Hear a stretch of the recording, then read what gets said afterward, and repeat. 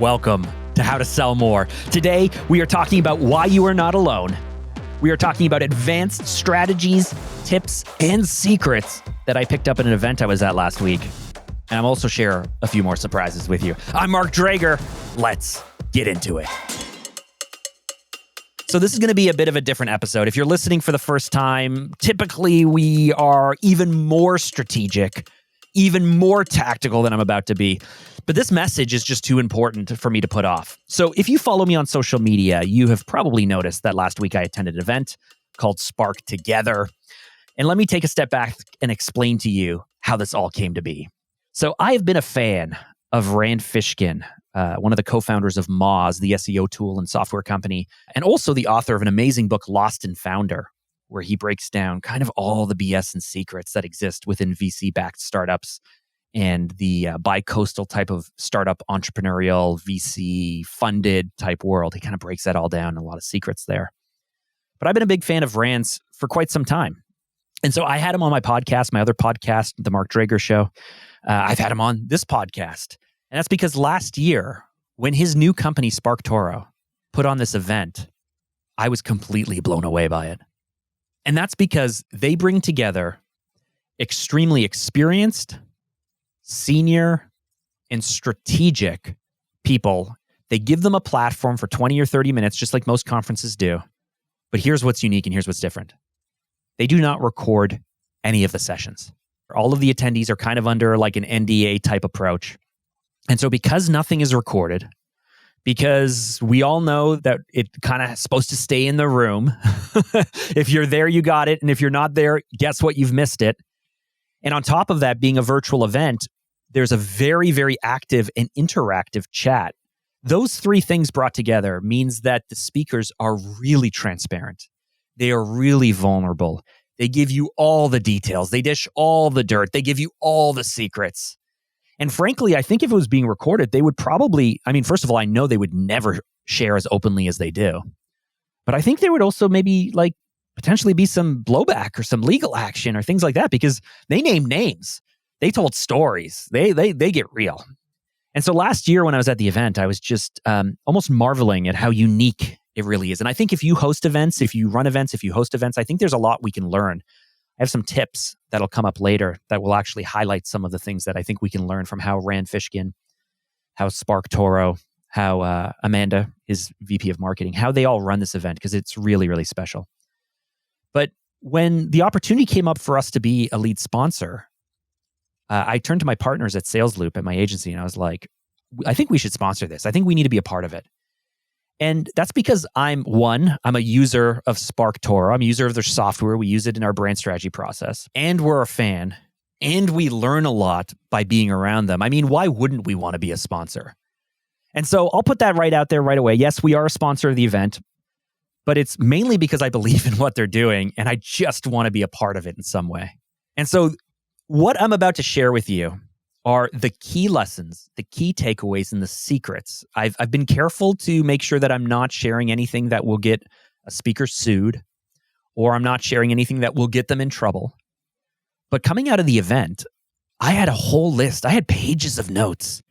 And I reached out to some people on LinkedIn who attended the event, and I asked them what their number one takeaway was from the event. And I think only one or two people gave me one takeaway. Most people gave me like a novel. Most of the people I reached out to on LinkedIn and asked them, what was your number one takeaway from the event? They gave me a lot. And so we've gone through all the feedback. I have collected it, and I want to share with you the secrets that you probably missed if you were not in the room.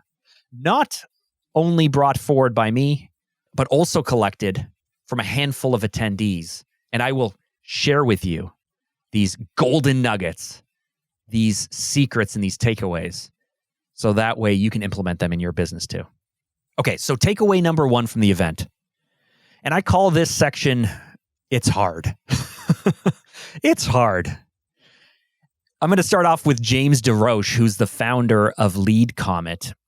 He's an attendee, and he wrote me back that his number one takeaway from the event was, I'm not alone in this. Being a business owner is chaotic, it's stressful, and it's challenging. Do you ever feel that way? I've been doing this for 17 years. I feel alone often, although I've got great partners and I've got a great network and I've got a mentor and I've done a lot of things to combat that. But being a business owner is chaotic. I think James is right. It is stressful. It is challenging. Now, he goes on to say, knowing that other people have been through challenging situations and pushing through really helps. He shares a story about the fact that he just started an SEO agency right before AI and the market shift, and that it's been a really hard year, in fact. But knowing that there is no clear path forward, knowing that we are all facing the same challenges, knowing as leaders we all have to do this and it's really hard, made James feel a little bit better. Sunny Hunt, who is the CEO of Hunt Interaction, she shared a really amazing point. And that's the end result of doing great work is harder behind the scenes than anyone would admit publicly. There's a lot of big thinking. There's a lot of planning, sweat, and tears behind the scenes. So here's the real key point. And I thank you, Sunny, so much for sharing this with me. Never assume anything comes easily for anyone. Boy, do we run into problems. They say comparison. What comparison is the thief of joy? Do they say that? Let me look that up. Hold on. Is that a thing? Yes, Teddy Roosevelt once said. Well, according to Google, it's Teddy Roosevelt, but there's also says Mark Twain felt even more strongly about it, exchanging the word death for thief. Okay, so apparently Mark Twain said comparison is the death of joy. And I think that was Sunny's takeaway from this. And here's why I started with it's hard. Because at this event, there were a lot of senior leaders who shared some really amazing stories. We're talking about people who were VC-backed where it would all fall apart. We're talking about people who are trying to avoid lawsuits, or people who were getting sued by past employees, or people who had to restructure teams, or people who had to lay people off. And it's just the truth of business ownership. It's none of the stuff that anyone on Instagram trying to tell you how you're going to make $100,000 over the next year for doing nothing, or how we can just teach you how to do it, or if you buy my package, it will all work out for you, or I'm going to make you rich. None of that stuff is real. We know that, right? Come on, you're listening to this. You know that. Now, Axel Sukianto wrote back to me, and he's a marketing manager of demand generation at UpGuard. He said, it's okay to fail. Even leaders fail and cry. One of the presentations was all about the first time that this founder cried at work. Axel goes on to say, you often see on Twitter and LinkedIn all of the wins, but not the failures. Rand and Amanda over at SparkTogether have built an amazing space for people to share the whole story. I agree. We're going to circle around on lessons we can learn if we host events later. But Axel's right. It's okay to fail because leaders fail. It is okay to try because leaders try. What's not okay is not trying. Now, I'm a recovering perfectionist. I think I need to go to PA. Is that a thing? Perfectionist Anonymous? Let's make that a thing. I think I need to go there because I do not like screwing up. I do not like making mistakes. I don't like looking stupid. Maybe you feel the same way as me. But I'm reminded when we're surrounded by people who are willing to be open and willing to be honest and willing to share these stories, you realize that this is just part of it. This is just what we signed up for. I think of a line I'm reminded of. My personal trainer was doing a health challenge, and it was really hard, just like being a business owner is hard. But doing a health challenge that was really, really hard. And I was giving him excuses and talking about my time and talking about this stuff. And he said, Mark, what did you think was going to happen? What do you think you signed up for? It takes what it takes, right? Being a leader in marketing, being a leader in sales, being a leader of a team, being in the C-suite, being a manager, being a business owner, being an entrepreneur. It's hard. What did you think you signed up for? Scott Heimendinger, an investor and culinary technologist. I don't know what that means, but that's pretty cool. He said that his one takeaway is that entrepreneurship in all its versions is highly personal, highly emotional, and the only way to survive it is to have a network you can lean on for support and advice when times get tough. I agree. Jason Dodge, the founder and CEO of Black Truck Media, he goes on to say that the idea that we're all humans, we're all making mistakes in life, sometimes we get some wins along the way. It's okay to be vulnerable in the process. That's how we learn together. Oh man, the men and women who are sharing feedback with me and not only help me reinforce the takeaways from an event like SparkTogether or any event you go to, but it helped remind me of where I need to be spending more of my time. I need to spend more time in the right room around the right people. I need to listen to more of this type of content. I need more of it because when I'm not in a room like this for a few weeks or even a few months sometimes, I kind of forget about it. I feel like I'm alone. I feel like it's only me. I feel like I'm the only one who has to face these challenges. And that's just not true. One more comment from an attendee who I think will help us wrap up this part of the conversation. Bob Kahns, who's a performance marketing manager at Proofpoint Marketing. He says his main takeaway was that being a founder is hard. We've heard that, right? Being a founder is hard and emotionally draining.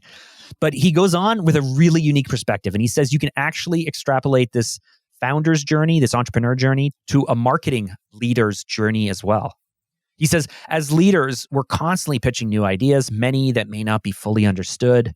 And we're pitching these with the hopes of getting funding or getting budget to run tests, to do experiments, to run new marketing programs. But here's the challenge. Skepticism runs high.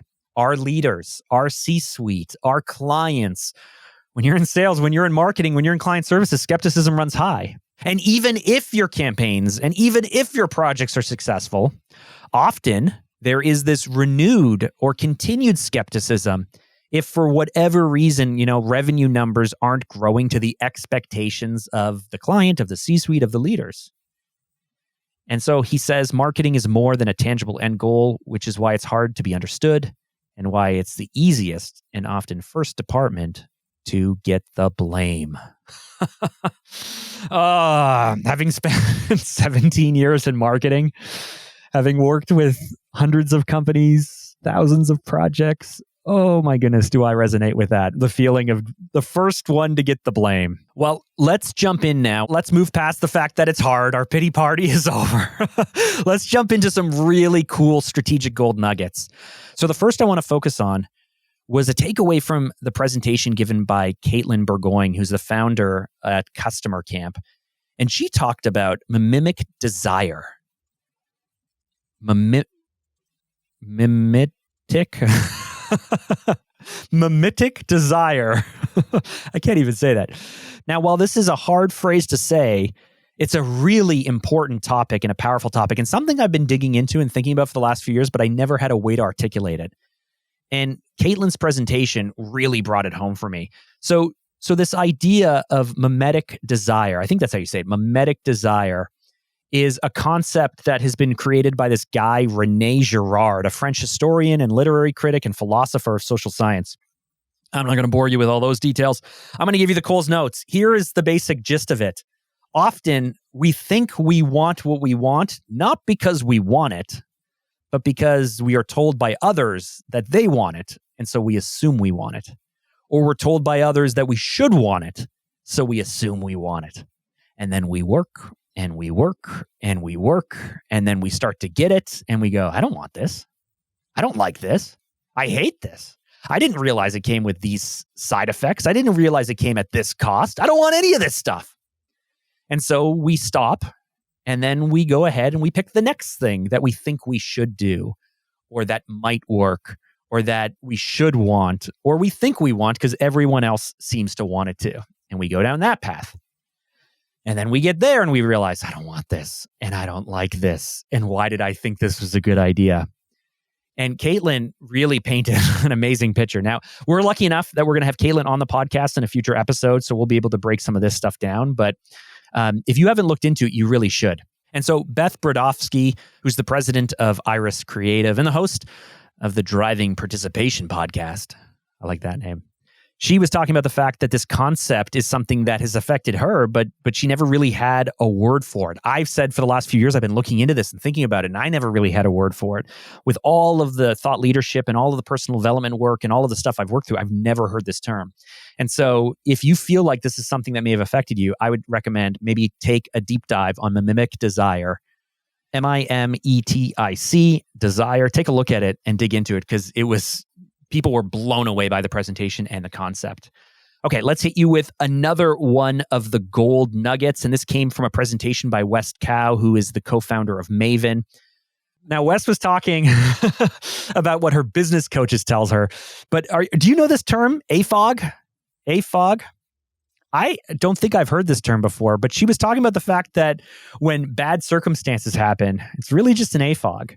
Now, Allie Page, who's the founder of the Lou Lab, she gave me this comment. Her number one takeaway was, quote, shitty circumstances are really just an AFOG. And if you haven't figured it out yet, AFOG stands for another fucking opportunity for growth. I love that. Another fucking opportunity for growth. So I have a friend, Evan Carmichael. Whenever things go sideways, he always goes, it's the best. You know, yesterday my kids were walking home and it rained and it poured and it was like close to freezing out and it was really cold. And they came in and complained and they were like, it's so cold, it's so wet. And I was like, it's the best. And so I'm going to use it the same way. As Allie Page writes, when shitty circumstances are really just AFOGs, another fucking opportunity for growth. That one's great. Let's keep going. Maria Delano, who's the founder and CEO of Kalana Marketing, she talked about Pruna Virgi's presentation. And here was the takeaway. Good marketing is human-centric and emotional. I think far too many people in sales, in marketing, business owners, C-suite, I think too many of us forget. Yeah, we know it's human-centric. I can't tell you how many people we've had on the podcast who've said, like, know your customers, know your customers, know your customers. But as Pruna was speaking about, it's not only human-centric, it's emotional. It's emotional. Even B2B is emotional. Even when you're selling the most boring, process-driven thing in the world, it's emotional. We are emotional people. Now, I'm holding a copy of Pruna's book, High Impact Content Marketing, and this thing is amazing. It's like 330 pages of extremely technical, extremely tactical, and very advanced strategies. I just ordered the copy of my book. I'm not telling you to, but I just ordered it because after hearing our presentation, I was like, I have to learn more about her and her approach and her strategies. And lucky for all of us, I'm actually going to have Pruna on the podcast. We were able to figure it out. In a few weeks, we're going to have her on and we'll be able to deep dive into all of her strategies for the 7 questions you need to ask to be able to bring your sales team and your marketing and C-suite together. Like, just, we're going to go through all of the foundations and all the frameworks, but I would recommend you give Pruna a follow. I think she's amazing. Now, let's hit one more of these gold nuggets. And this came from Brittany Mueller's presentation. Now, Andrew Dipper, a senior marketing consultant at Blend, he said that his one takeaway, which was amazing, was in Brittany's presentation. Brittany is someone who's really into SEO. She's really into technology. She understands PR from her background.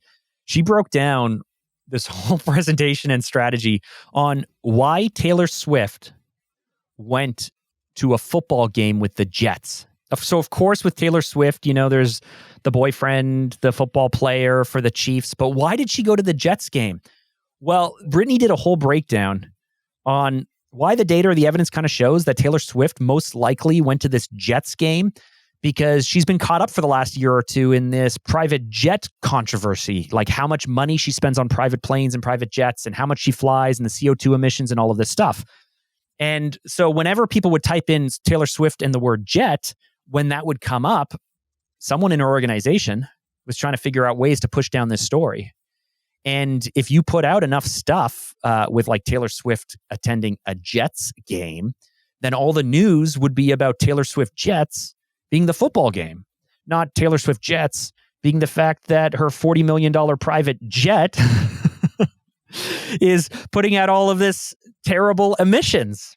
And so Brittany Mueller gave this whole breakdown, this whole presentation, because frankly, she was the one who kind of broke the story and it went completely viral and she had a wild ride. But here was the one takeaway that my friend Andrew Dipper over at Blend said. He said that he really liked Brittany's tactic of outreaching to journalists to say, I know you don't cover these kinds of stories normally, but, and here's the thing, you reach out to people who do.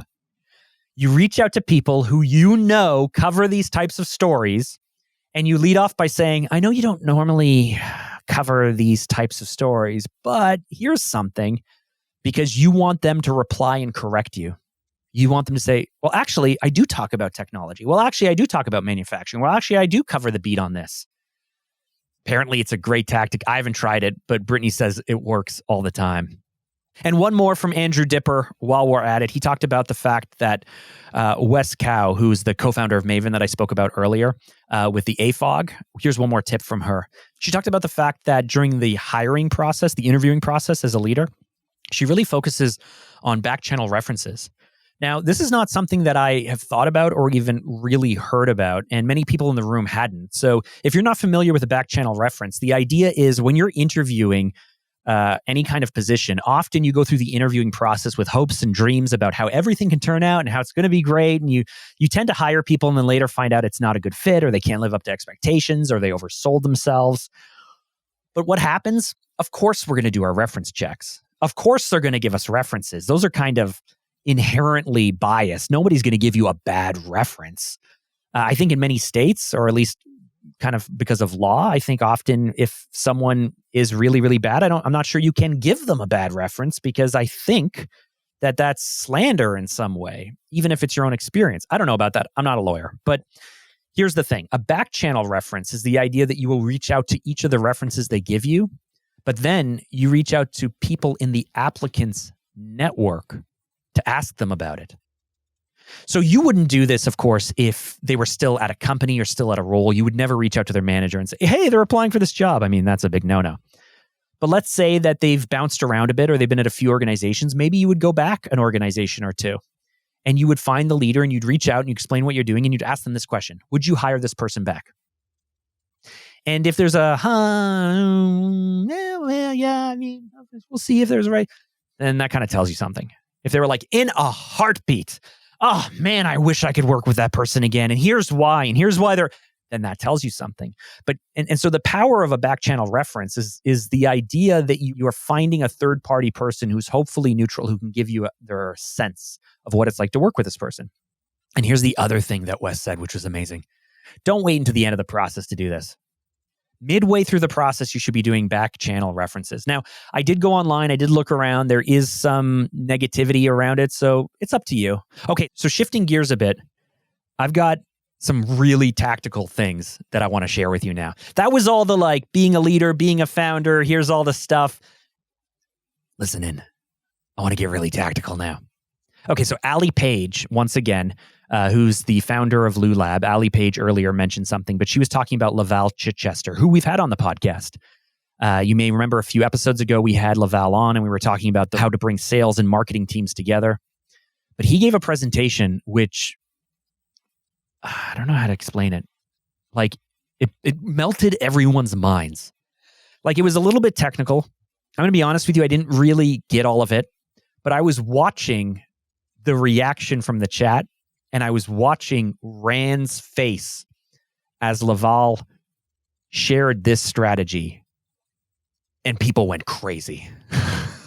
I'm going to give you the simple way because, like I said, I didn't really understand all of it, and it wasn't recorded, so I can't even go back.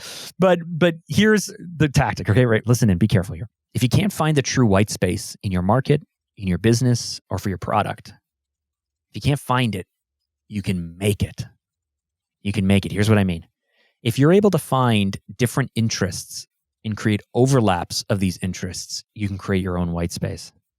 Okay, so Anthony Chanzamuth goes on to speak to this as well. They were another attendee. They said their number one takeaway from Laval: use audience research to identify and leverage the white space to create content for your audience. Okay, so what does this mean? Well, it essentially means that if you go out and do your audience or your customer research, and the market is really oversaturated, it's really competitive, or frankly, there's no path to be able to market or speak to these people because it's like a regulated market, then you need to go out and find your own. You need to overlap multiple interests to find your own space that no one else is in. Let me give another example. So a few years ago, we were working with a cooler company that made a really high-end cooler. You may be familiar with Yeti. Yeti coolers they're pretty kick-ass. They're like, I don't know, a $70 or $80 million a year company. They spent 5 or 6 years building their company up by doing road shows. But what makes a Yeti cooler so effective is the fact that they have high-density foam, and they have rigid walls, and they're looking at like 2 and 2.5 inches of foam around the whole area. Whereas cheaper coolers are plastic, but they don't have foam within them. Stay with me if you can. They don't have foam within them. They have air. Or they may have foam around the outer walls, but not on the bottom and not on the lid. And anytime that you don't have a real seal, anytime you have 2 or 3 inches of high density foam, you're going to be allowed energy to kind of go in or out, so which means it's going to get hotter, it's going to get cooler, and it's not going to be as effective. So Yeti designs this brand new type of cooler. My client had this idea for a custom cooler, really high end, really special, specifically for Tesla owners to fit in the rear wheel well. I got to say that carefully. The rear wheel well in the trunk of a Model 3. And so he went out and he found the people who make and invented the Yeti cooler. We developed the brand, we developed the go-to-market strategy, we did all this stuff. But if we use this as an example, if we're just going after coolers, the cooler section, the cooler market is pretty saturated, right? Yes, we can look at people who have an interest in hunting or fishing and pickup trucks, right? Like if you're into hunting, fishing, and pickup trucks, cool. That's an audience overlap, right? That's what we're talking about here. We can't just go after people who want a cooler. We want people who want a cooler and happen to go out and do outdoor sports, and we'll overlap them. And that's pretty standard. But often in these established markets, it is really, really competitive. And so even with these audience overlaps, it's not about like, hey, can we just go and scale this wall and take over this market and get market share and spend money and just attack? Wouldn't it be better? Wouldn't it be easier if we found two overlapping interests in an area that's kind of a green pasture, in a blue ocean type environment? Wouldn't that make more sense? And so with my client, for example, the fact that we were specifically going after Tesla owners, which means we knew who the buyer of Teslas were. We knew the regions that they had high density for sales. We knew exactly the zip codes that they happened to be in. We knew that these were people who were most likely into long trips or travel or in a hot environment where they would have to take their groceries and put them in a cooler in the trunk because they would naturally kind of get warm as they were commuting home. People who were going to cottages. We knew all this stuff. So now imagine in your head taking these different audience interests or these different audience overlaps and bringing them together. And each time you do in that Venn diagram, you have a unique person. You have a unique audience who goes to unique places, who wants unique things. And each time you do that, it's less competitive. Now, let's take this one step further. Amph Chans, who's a fractional CMO and B2B marketing consultant, he broke it down for me on LinkedIn. He said that his number one takeaway was from this talk about using audience research to identify a white space opportunities. But here's where he actually breaks it down and makes it simple for me. First, leverage audience data. Second, diversify monetization strategies. So find different ways to earn money off of these audiences. Third, be vigilant for hidden dangers such as negative SEO threats. So be careful that your competitors are not out there doing a negative SEO campaign against you to try and take you out and steal your traffic. That happens. Cybersecurity is a big thing because this happens all the time in SEO. Next, create a data loop. So encourage user-generated content and interactions to build a unique data advantage that sets your business apart.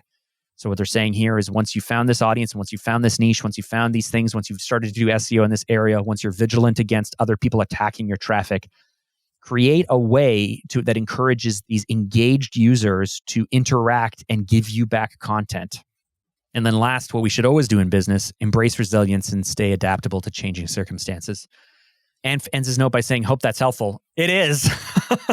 Because like I said, I was listening to the presentation and I could see how blown away everyone was. But for me, I was like, I think this is impressive. I'm not quite sure how I get it. But I get it now, and hopefully you do too. Okay, a few final takeaways. Cyrus Shepard gave a presentation about how Google actually works. Mind-blowing. How Google actually works. How you think Google works doesn't. And the way he was able to find this out was he got a job kind of in Google in the back end to figure stuff out. And here was the line, the takeaway. Vanessa Allen, who's the head of marketing over at Four Corners, she said it best. Loved that we are the algorithm. And what this actually means is, apparently, this is what Cyrus Shepard said, Google does not look at content or pages the way we think it does. Yes, it uses different indicators like keywords and linking and all of this stuff to get you to the first page. But once you're on the first page, what ranks something first versus second versus third versus fourth or what have you is actually more about people interactions than it is about signals.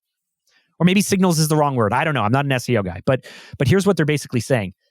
The content and the way you do SEO the way we think we all should, that gets you to the first page. But it doesn't actually, Google can't measure what is good or bad copy. It can't actually measure what is a good website or a bad website. It can't measure any of those things, but it can measure what people do. And so if people hit your website, and people stay on your website, and people go deeper and deeper and interact with you, it measures that. And it goes, oh, these people must have good taste. So this must be a good site. Now, if people hit your site and then immediately bounce back and go to some other site and spend time on it, it goes, oh, this must not be a good site because people did not spend time on it.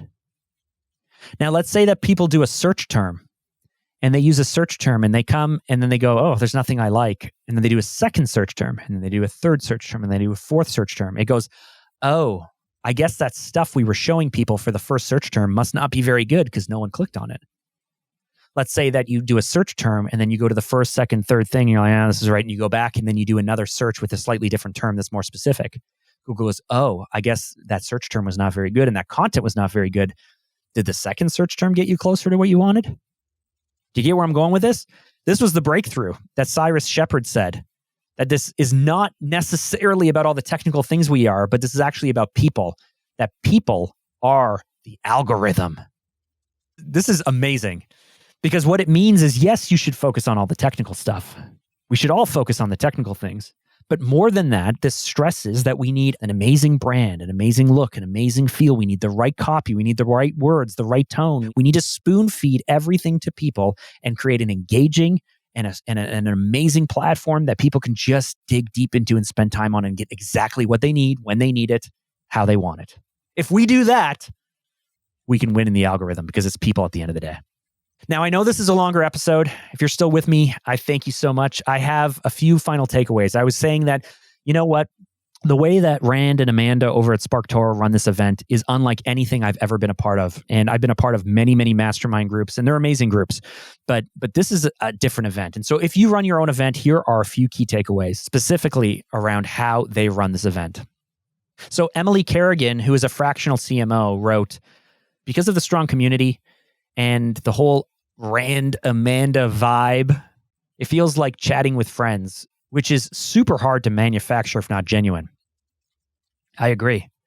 Ronnie Higgins, who's the director of content at OpenForm, said, I feel like I'm at a retreat with friends, and I think that's due to two things. SparkTogether has cultivated a brand following of marketers and professionals who see each other as human beings first and professionals second. The nature of SparkTogether, namely it being live only and not recorded, creates an intimacy for brand followers to let our guard down and connect more deeply. And finally, I'm going to leave you with these final thoughts from Zoe Hawkins, who's a principal content manager at Sumo. She writes, I think my biggest takeaway is that common sense isn't so common. We all know that we should make more of the interview process, which I was talking earlier about back channel references. We know that we shouldn't be starting businesses that we don't really want to run. That was Caitlin's presentation on Mimic Desire. We know we should be telling great stories based on solid data and research, which is really about Laval's presentation earlier. But that actually doing those things constantly, ooh, that's the challenge. And Zoe, I think you're right. I think that's the challenge. We know these things, but doing them and doing them consistently is a challenge. And so if you run events, if you run a private mastermind group, if you run a coaching session, if you do group coaching, if you do webinars for clients, no matter what you do, I hope that you took something away from this little weird episode I'm doing, this little breakdown of the event, because frankly, I haven't been a part of something like this before. And yeah, the way that Rand and Amanda have created these vibes, very casual. They've encouraged a lot of talk, a lot of chatting. They built a very strong following. And at the event, I think, what did they say? There were 200-300 people there. So it wasn't like thousands and thousands of people, but we were active. We were talking. We were making book recommendations and we were cheering each other up. And frankly, I've met some people that we've carried the conversation on LinkedIn. I'm really interested to learn more about what they do because I think I can learn from them, but I think they can help me with the things that I'm doing in my business as well. And so I normally break down the 3 takeaways. I'm not going to do that in this episode. This episode's already long enough, but I will leave you with this. If you have any questions, if you need any resources, if you want any links to anyone that I've mentioned today, any of the topics, just head over to LinkedIn. You can find me, Mark Drager, from Sales Loop, from How to Sell More Podcast. You can find me. Drop me a DM or leave me a comment and let me know what you need, and I will shoot it over to you. I want to thank you for listening to this episode. If you haven't subscribed, you really should. And that's because typically, maybe not this episode, but typically we give you the strategies and the tactics to be able to boost sales and grow your business. So with that, thanks for listening to this special episode. I will catch you in the next one.